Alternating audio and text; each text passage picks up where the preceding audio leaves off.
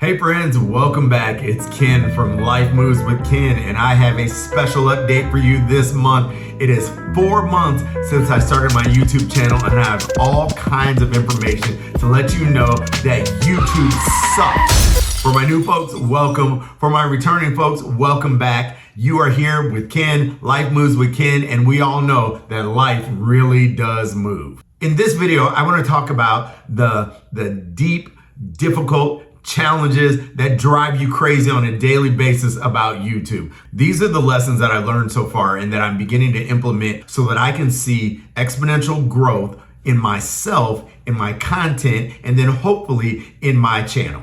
All right, so for those of you who've been on the journey with me, you know that 4 months ago I started a new channel. It's a channel designed with content to help people who are in a change phase in their lives. It's folk who want to make life moves and recognize that where they are is not where they want to be. So if you're new on this content creation journey, that's what we're going to talk about today, how I got to where I am right now and some of the pitfalls and some of the discoveries that I've made along the way. One of the first things that I wish that I had discovered and someone had told me is discover and figure out who you're going to serve. Who are the actual people that you're going to be serving in your channel? As a content creator, I hadn't thought about that from the beginning. I had a general idea of who I wanted to work with and who I wanted to share information with. But until I got really clear on who that group of people was, I was making content for a general group versus content for a specific group of people who would find my space. You cannot make content for everybody. Your content is not for everybody. It's for a group of people that you've designed in your mind to be your clients or your customers, however you want to view them. And so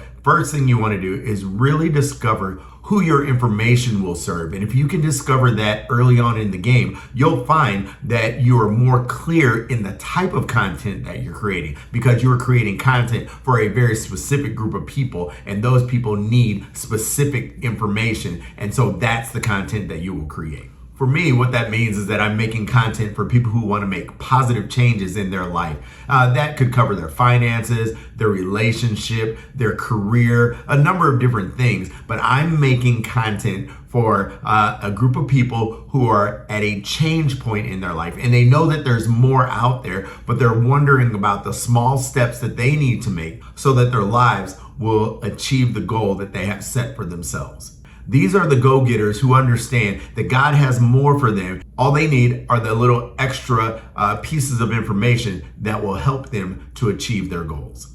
So let's get into the raw numbers. Over the last 4 months, I've uploaded 16 videos. Those are full-length videos that range between like 5 and 13 minutes long. I've also uploaded 29 shorts, and those are range between about 8 to 15 seconds long. And I've got to say, I have learned quite a bit in these last 4 months. So thank you for all those who viewed my content, those of you who came along for the journey, and those of you who became subscribers. I really appreciate your feedback and your comments and your time that you've taken to look to see what I have to say. Let's talk about subscribers. In the last 4 months, I have a whopping 51 subscribers.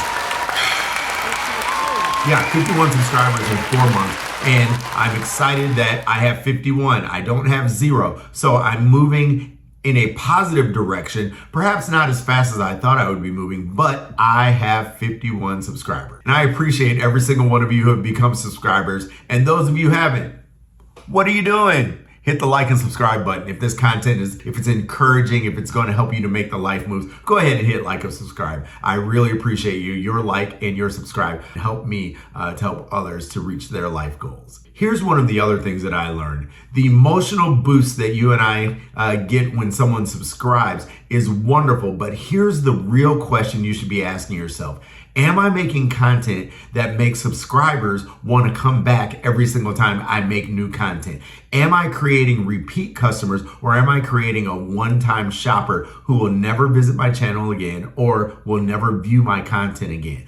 If your goal is to make content that impacts people and makes a difference in their lives, then what you really want and what I really want are repeat customers. So we've got to be thinking, what type of content draws people back in and helps them to want to come back and see what you're saying every single time you upload content? I wish someone had told me that the most important data point is not the actual subscribers. There are other data points that are crucial to understanding whether your channel is moving in a healthy direction. And so I want to share with you about 4 or 5 of those data points that I think really make a difference and that I'm going to be using as I move forward to inform me as to whether or not I'm achieving my growth goals, whether or not I'm achieving my channel goals, and whether or not I'm impacting people the way I want to impact them. In the first few months, if I were starting over, I would focus on impressions, views, watch time hours, average view duration, and then if you want to pay attention to the subscribers, that's wonderful. I think that the first 4 are really key to understanding what's happening within your channel. Let's take impressions and views, for example. YouTube sends your thumbnail out to X amount of people. These people see it on their feed or see it in some way, whether they've searched for it or whether it's just been sent out to them.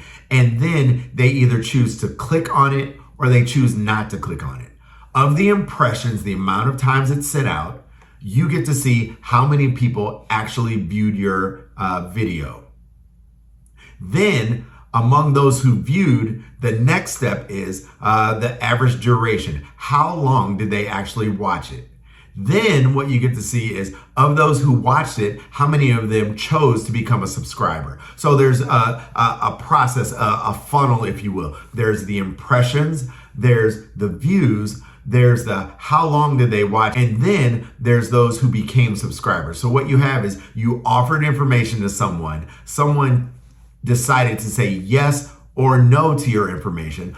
Of those who decided to say yes to your video, your information, how long did they hang out with you and your information? And then of those who decided to listen to your information, then how many of them bought or became subscribers? So the reason you keep hearing from so many content creators who are big in the game that we should create amazing, engaging, and attractive thumbnails is because as your impressions go out and someone sees that engaging picture and they click on it, that's what starts the ball rolling. Once they decide to click, that's your first step. That's your foray into their life, into their viewing moment. And if you have a great thumbnail that attracts someone's attention along with a great title, then you're more likely for them to start watching your content. What I didn't understand clearly for the first few months was the back end moves that are happening that get people to get to subscription portion. And so I was just focusing on, I got to get people to view, I got to get people, but I wasn't thinking about how that whole process works. As you understand the process more, then you're more able to create content that helps people to move to action, which is the subscription mode.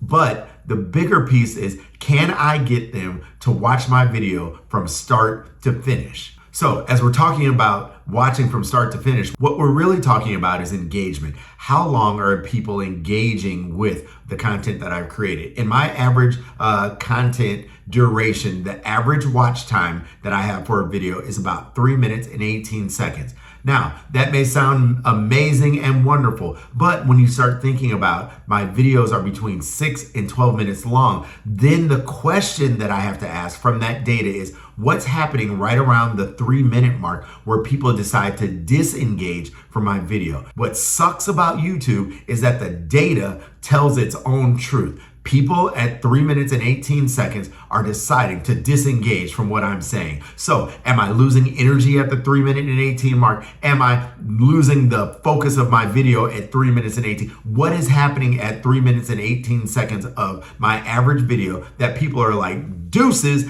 I will see you later? So it's not on their part, it's on me to figure out what I can do to engage my audience for longer than 3 minutes and 18 seconds. And so that's what I've started to look at, to go back and dig into the data to see what's happening on my videos where I'm losing people and why are people potentially walking away from what I consider to be something good, but they consider to be something like, you know what, that's enough of it. What sucks so bad about YouTube is that YouTube doesn't lie. The numbers do not lie. The algorithm and the people tells you, hey, for this long, we want to watch you. then we want to click off of you. For this long, we want to see you. Then we want to leave. The numbers don't lie. They tell you exactly what people are doing. And what we have to do as content creators is to think backwards from that point and say, what's happening so that I can do better next time, and so that people will be more engaged with what I'm saying, and I can create content that will make people want to stick around and understand what I'm saying. It's not just creating content. It's understanding what's happening as you're creating content. And as a new content creator, guess what? You've got to be thinking like a business owner. You've got to be thinking like someone who owns a store, and you're asking people to walk into your store and to hang out and shop around for a little while. Now, this isn't just about numbers alone. Let me give you the one thing that if you're looking at other people on their suggestions on how to grow a channel organically, how to grow a channel systematically, you are hearing one repetitive phrase: be consistent. Now, I know you're saying, okay, but no, I'm telling you, skip all that other stuff and be consistent. One of my favorite content creators is a guy by the name of Jeff Lubin. Right up there, you see his picture. Jeff Lubin's channel is a no-nonsense channel where he does not mince any words, and he tells you what it is and why you're screwing up. And here's what he says: you're messing up because you're busy paying attention to YouTube Studio when you should be making content.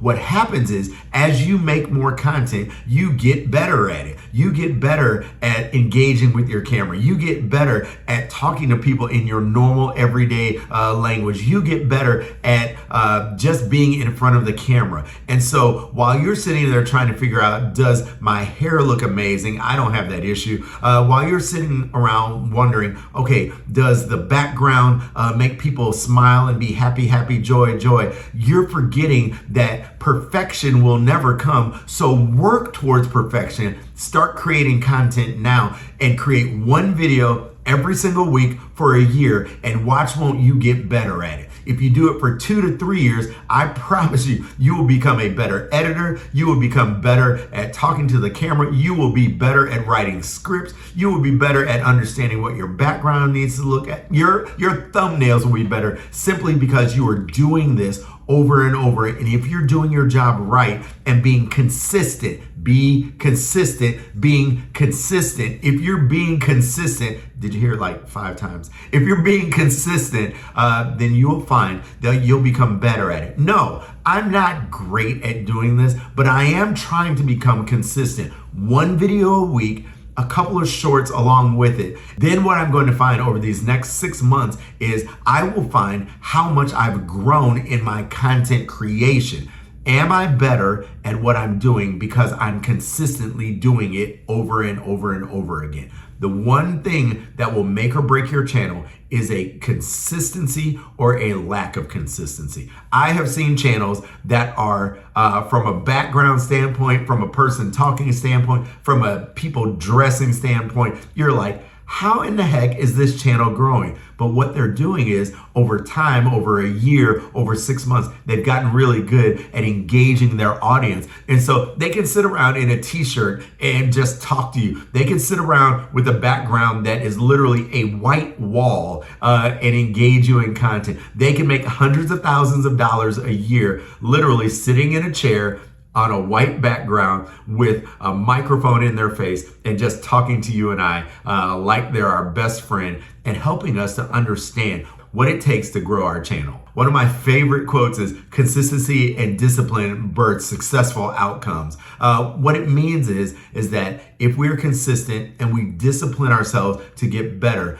an outcome of success will come. What Jeff Lubin says is that you never know what video is the viral video. So just keep creating content. It can be video number 5. It can be video number 105. But until you create that video, you never know. So what you have to do is stop worrying about when the viral will happen and just keep creating content so that the viral can happen. So in your consistency, can you put in 30 to 45 minutes every single day looking at other people and studying what they do within your niche? Can you spend 45 minutes writing a script or using a AI tool to help you to write that script? Can you film your video with good lighting and spend 45 minutes just creating that content? Can you, for 3 days after that, spend 30 to 45 minutes every single day editing your content? Can you do these things? Can you create a description and upload it so that over a 5 to 6 day period, you've created content and you've uploaded it, and do that for a year? And can we, when it's all said and done, claim that we have been consistent and we have disciplined ourselves so that we have set ourselves up for success? I want you to join me in this journey so that 4 months from now, when I post my 8-month update, you and I will be able to say, I've been consistent, I've grown, I'm better now than I was before. And guess what? For some of us, we'll be able to say, and it went viral. Others of us may not be there yet, but the goal is consistency and growth and learning. So I challenge you to come along with me on this growth and learning journey so that we can see how life really can move for us. 2025 can be the year that we said, I made a commitment to myself and I decided that there is no other choice. So I'm going for broke and I'm going to stick with this thing because this is where I want to be. So yeah, YouTube sucks. You know why? Because it's not a sprint, it's a marathon. And so I'm asking you to join me in the marathon. Or you know what? Don't. Make a decision one way or the other. I'm on this journey and I hope that you come along with me too. Hey, that's all I have for you today. And I am so glad that you decided to be with me on this Life Moves journey. You know what? Life really does move. If you heard anything today that was exciting for you or something that you can take into your content creation journey or even in your life, I'm asking that you will like and subscribe and come along with me in this Life Moves journey. You know what? That's it for the day. I'm so glad that you're here with me. Keep on coming back. You're in the right place to make these life moves because life really moves. I'm Ken and I'll be back next time. See you later. Have a great day.